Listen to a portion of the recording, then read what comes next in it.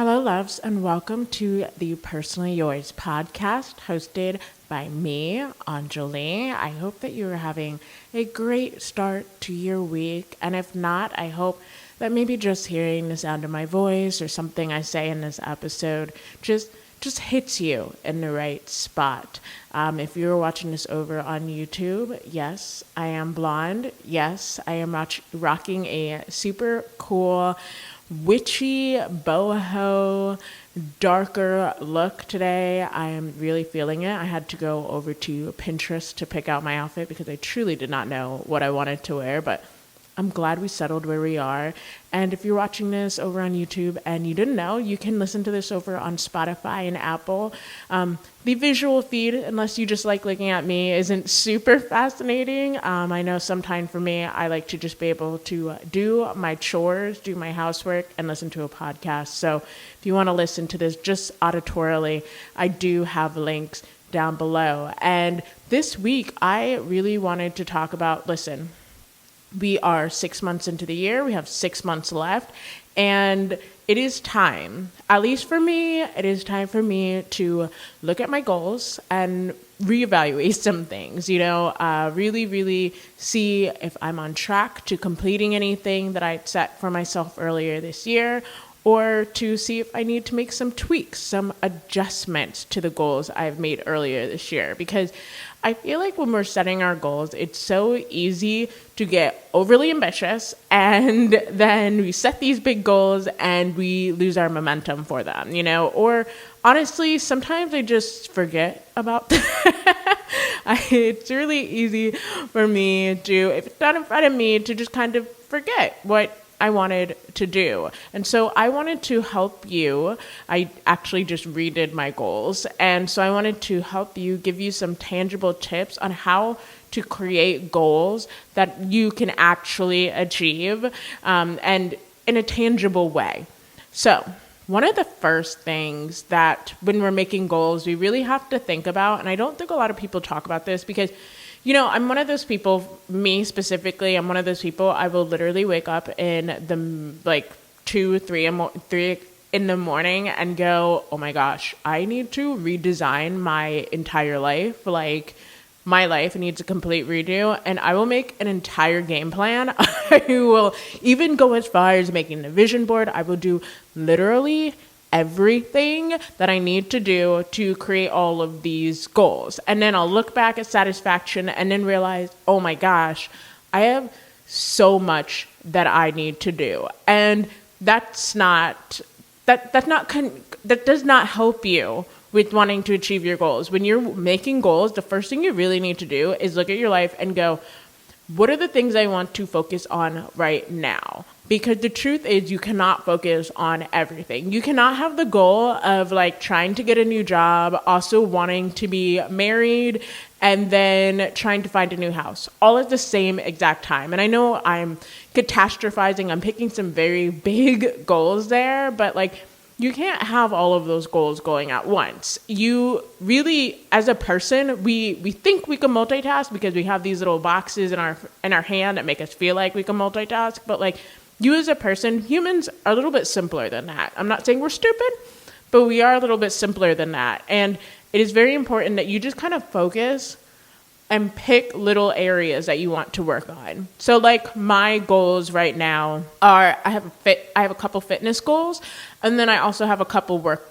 goals. And I'm just focusing on those two things right now. And it's not because other areas of my life I don't feel like need changing, or I don't feel like might need a little bit of rearranging there, but it's because I can't do it all. You cannot do it all. You are not a superhero. You are not in all of these places at once. You can't do it all. So it's important that we just pick just a couple areas to focus on. And also creating goals like this allows you to avoid burnout. Like I said earlier, if you're trying to achieve all of these things all at once, it is so easy to get burned out. It is so easy to get bogged down. Earlier when I used to create these giant life plans, it was so hard for me to keep up with them because it was so much stuff I was trying to cram in a day, in a week, in a month to get all of this stuff done. But since reevaluating how I created goals, it's actually, there are times where I kind of sit down because I have time and mental space to just sit, and I go, that's it. Like, I have a moment to breathe, and I almost feel a little bit like, should I be doing more? But like, no. You should not be, oh, lost my hat there. Let me just shush up the hair a little bit. But no, you should not be doing more in the day. You want to be able to feel accomplished, but then also have a moment to breathe and revel in that accomplishment, because this is how you build trust in yourself. Trust is such a huge thing when it comes to creating goals, because when you create these ginormous goals for yourself, these big life plans, we end up losing confidence in ourselves and motivation and trust because we realize we can't achieve all of these things. So we're letting ourselves down, and that doesn't ever feel good. So we lose that trust. And by creating goals that are actually achievable, creating goals that, maybe fit a smaller portion of your day, and making sure that they are attainable allows you to create that trust in yourself. So then maybe if you do happen to have like a bigger goal that you want to do, you will feel a little bit more motivated, and you'll feel a little bit more trust in yourself that, yes, I can do this, because you have achieved your goals in the past.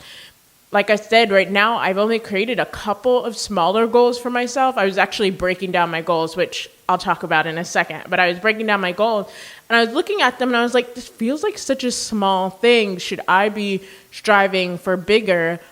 But then I told myself, no.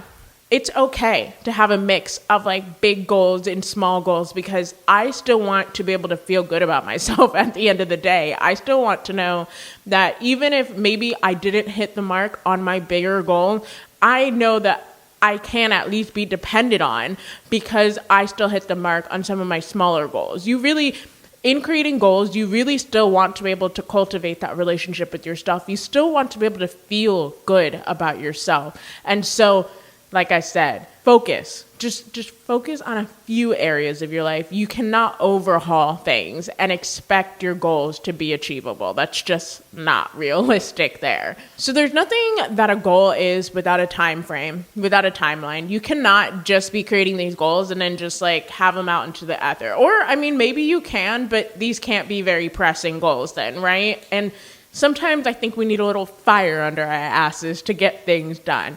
And so, mentioning back to my own goals, right now I'm focusing because we are in the last 6 months of the year. And so my goals are set so that these are the things that I'll have done by the end of these 6 months.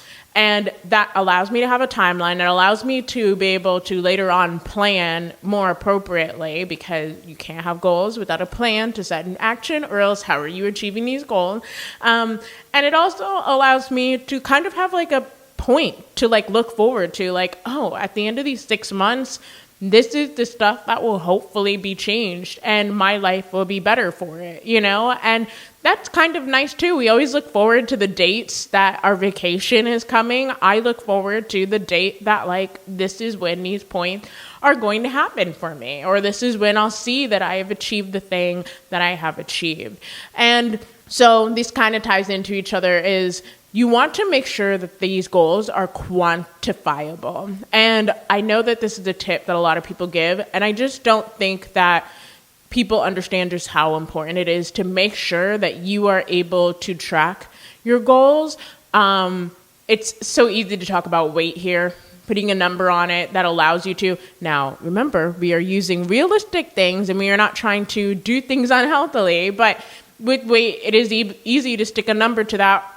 But it doesn't even have to be a weight number. It could be as simple as my number, my quantifiable goal. I want to lose weight. So my goal quantifiably is I want to be in the gym 3 times a week. That is a quantifiable goal that also isn't focused on the actual number on the scale. So like, these numbers don't ever have to be terrible things. One of my goals is, so I don't know how many people know this, but I am a singer. And so one of my goals is to actually get back into the practice of training and stretching out my vocal cords, because I fell out of the practice. And so I could just put on my board, stretch vocals or practice vocals or do vocal exercises, but that's kind of hard because how do I track that? How do I really track that? So like my actual quantifiable goal is to have it be a habit that I'm doing my vocal exercises 5 times a week.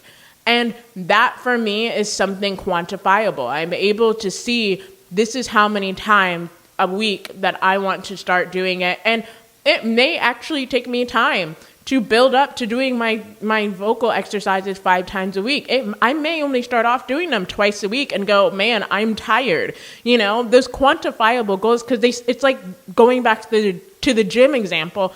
You can't just start, if you've never been to the gym, you can't just start going to the gym 5 times a week. It's not good. You're going to hurt yourself. So like you start with something small and then you build yourself up. Maybe by the end of 6 months, you want to be going to the gym 5 times a week. So that gives you space, that gives you room to start going at like maybe twice a week. And then maybe later you go 3 times a week and then 4 and then 5. But you want your goals to be quantifiable. I know another one of my goals is to make sure that I am putting out enough podcast episodes a month. So I know no matter what, I need to have at least 4 episodes recorded for this podcast, or else I'm not going to hit my goal. And so that is a number that I know I need to work for. Making goals quantifiable just helps you when it comes to tracking things. And you really do need to track things so you can see the progress. Seeing progress is just, once again, important for us and our relationship with ourselves because it helps to build that trust, to see that we are actually moving forward, we are actually progressing in our hopes and our dreams and our goals. So after your goals have been quantified and you can tell your numbers, you can see your numbers there, the next thing you're going to want to do is to break your goals down. Because I'm going to use a saving example here. If you want to save $5,000, right? It is very, very difficult it's discouraging to look at that and go, how the hell am I supposed to save $5,000, right? But if you break it down versus into like I said earlier, 6 months, then 3 months, then 1 month, I personally go all the way down by the week. After the 1 month, I go down to 1 week. But if you break those goals down, it makes everything very bite-sized. It makes things a lot easier to see. It makes your goals seem a lot more achievable. Now, you may even, after breaking your goal down, go, this is way too intimidating, or there's no possible way this is going to be able to happen. Then that'll also tell you that maybe you need to make your goal just a little bit smaller. Maybe the number that you have chosen is just not realistic for you right now. And so then you're able to go back to the previous steps and adjust your goals, which is fine to do. We don't always need to be shooting for the stars, baby. Like there's plenty of stuff down here for us to enjoy as well here on Earth. And so it's important that you break these goals down so that you can see you can make your game plan, because like I said, it's just a dream. If there's no action, if there's no actual plan behind it, then it's just a dream. It's not really a goal. And so breaking things down turns that dream into a tangible goal that you can actually go and achieve. And then you can have a little bit of fun with this, or you can not, depending upon the kind of person you are. But as everybody's going to say, create a vision board. Or as I also like to say, if a vision board is not your thing or it feels too woo-woo for you, just write your goals down somewhere where you can always see them. That's kind of how vision boards work anyway. It's a very visual way to be reminded of the things that you are going after. And that's really all a vision board is. I mean, you can put the magic behind it, you can believe in the magic behind it, but none of that magic happens without action anyway. So it's just a reminder of the things you're going after. And so if you are simple, or the vision boards just take up too much time, or it's not for you, at least just write those goals down and stick them somewhere. Put them on your mirror, put them in your office, put them a space where you're always going to be. I personally have a vision board right as the background on my phone, but then I also have my actual goals written down in a journal page that I frequently have to go past in order to be able to get into my journal. So having these things where you can always see them keeps these goals in the forefront of your brain, because you need to be reminded of what you're going after. Like I said, I can be a forgetful person if these goals are not directly in front of me. If I'm not being reminded, honestly, I'm just going to go about my days just doing whatever then. I'm going to forget about it. And it's not because these goals aren't important to me. It's just life. Life happens, and there's so many distractions. There's so many things that happen in front of us. Like, there's no way I'm just going to be able to stay focused 100% of the time. My brain would literally get exhausted by doing that. Why not make it easier for myself and just stick it in front of me? So then I don't even have to remember. It's right there. It's right there for me to see. And then the final thing goes back to, like I mentioned all throughout here, is your relationship with yourself. Make sure that you are checking in with yourself while you are going after these goals, and celebrate those freaking wins. It reminds me, I talked about how summer especially reminds me of being a kid and just going out there and enjoying my time, playing around and celebrating everything that I have done for the rest of, over the course of the year. And this is a perfect time to embrace that inner child, embrace that moment of celebration. Give yourself a gold star. Tell yourself you did a good job. Check in with yourself often. I am checking in with myself personally once a week, and that works for me. Maybe you don't need it that often. Maybe you just need it bi-weekly or monthly or whatever. But I personally check in with myself every single week and just celebrate the progress I have made. And then when I haven't made progress, or maybe I've even made a step back in something, then I just reevaluate my goals and look and go, was this just a bad moment? Was this just a lapse in something? And maybe next week will be better, or maybe I just actually need to reevaluate the goal and make something that's a little bit more achievable. And there's nothing wrong with that. I think we first off think of failure as a bad thing, but failure is literally just like a part of life. It's something that happened, but also life as a journey is just up and down, man. It's all ups and downs, and you're not always going to be on the up, up, up, up. And the sooner you can just kind of just like look at that down as like okay, well, that was a down. Better luck next time, kid. The sooner you can do that, the less harsh you're going to be on yourself, because you do not want your goals to ruin you. You do not want your goals to ruin your relationship with yourself. You want your goals to strengthen that relationship with yourself, make things better for you overall. You want your goals to just make you feel like you're doing something good for you, your family, or whatever.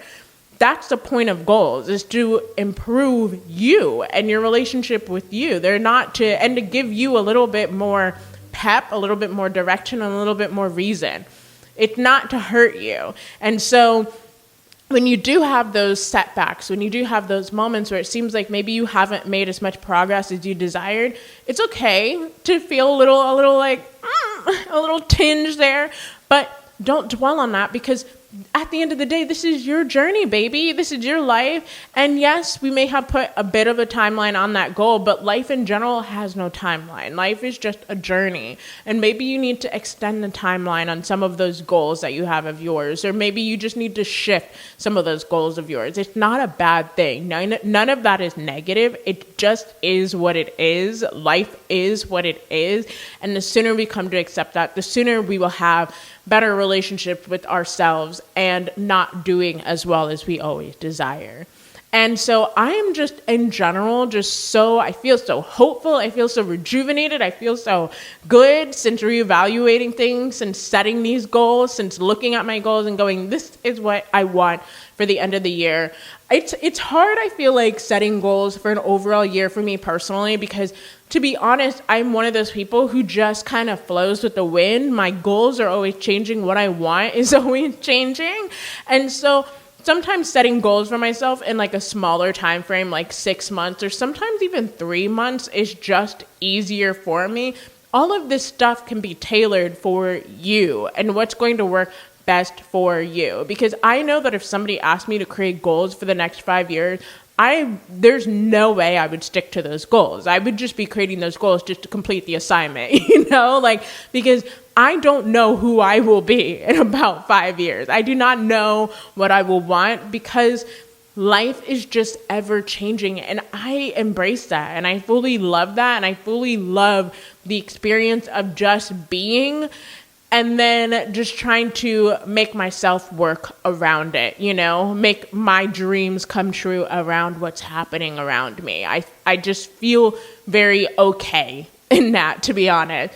And so resetting my goals, rethinking my goals just made me feel really good and really hopeful. I'm really hopeful for what the rest of this year is going to be. For me, it almost feels like, yes, I will probably be working harder on my work and working harder on my physical vessel, but it also feels like this next half of the year is supposed to be fairly calm for me as far as everything else is concerned, because I don't really have goals for anything else right now. And that also feels very, very good with the chaotic background that I've always had. And I'm about to turn 30 this summer, and I'm very excited. I'm very excited for what's to come, And so I hope that you have gotten something out of this episode. I hope you really gained I hope you gained some confidence in creating some goals. And I look forward to, make sure you let me know, what are you going after this year? Let me know in the comments down below, or message me on Instagram or something. And until next time, I hope that you are treating yourself with the utmost grace and care and compassion and understanding. And I love you. Bye.